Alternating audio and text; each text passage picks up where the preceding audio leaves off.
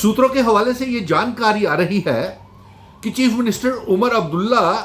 की अलायंस की सरकार में अगर कैबिनेट एक्सपेंशन होती है तो 20 एमएलएस बागी हो सकते हैं जो पार्टी से डिससेटिस्फाइड हैं, असंतुष्ट हैं, और कैबिनेट एक्सपेंशन के बाद जम्मू कश्मीर में कोई सियासी भूचाल आ सकता है और नेशनल कॉन्फ्रेंस की सरकार गिर सकती है। सूत्रों के हवाले से यह खबर आ रही है और इसके साथ साथ ये भी जानकारी आ रही है कि चीफ मिनिस्टर उमर अब्दुल्ला साहब ने भारतीय जनता पार्टी और एनडीए की सरकार के साथ समझौता कर लिया है और अपने जो चुनावी मैनिफेस्टो थे और जो वादे लोगों के साथ किए हुए थे, आर्टिकल 370 की वापसी, रियासत के दर्जे की वापसी, स्पेशल स्टेटस, 1 लाख नौकरियां, 200 यूनिट बिजली फ्री और 12 गैस के सिलेंडर, इन इलेक्शन मैनिफेस्टो के वादों के ऊपर एनडीए और भारतीय जनता पार्टी की सरकार के साथ समझौता कर लिया है, जिसमें अहम मांग जो है, जिसको लेकर के अलायंस की सरकार कोई आवाज नहीं उठा रही है,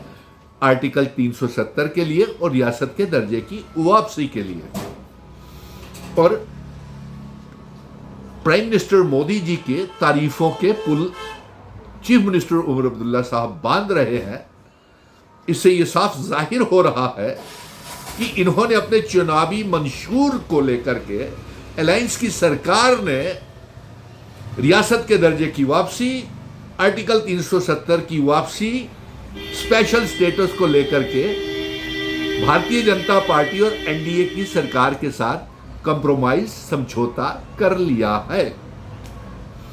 और दूसरी तरफ आगा राहुल्ला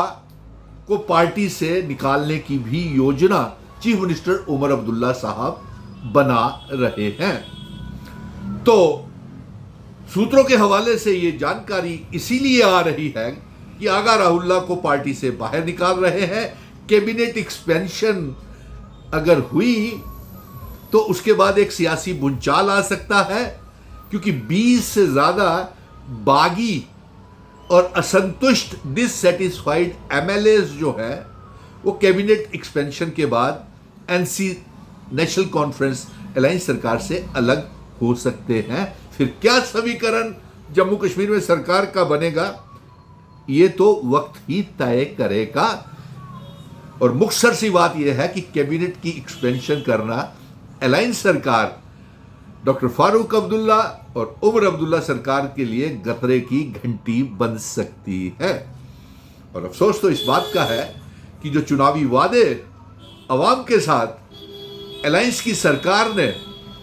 और इसके साथ साथ तमाम नेशनल कॉन्फ्रेंस, पीडीपी, कांग्रेस और कश्मीर की पार्टियों ने जो वादे, रेस्टोरेशन ऑफ रियासत का दर्जा की वापसी और आर्टिकल 370 की बहाली को लेकर के जो वादे किए थे, उसके ऊपर चीफ मिनिस्टर उमर अब्दुल्ला साहब ने नरेंद्र मोदी जी के साथ,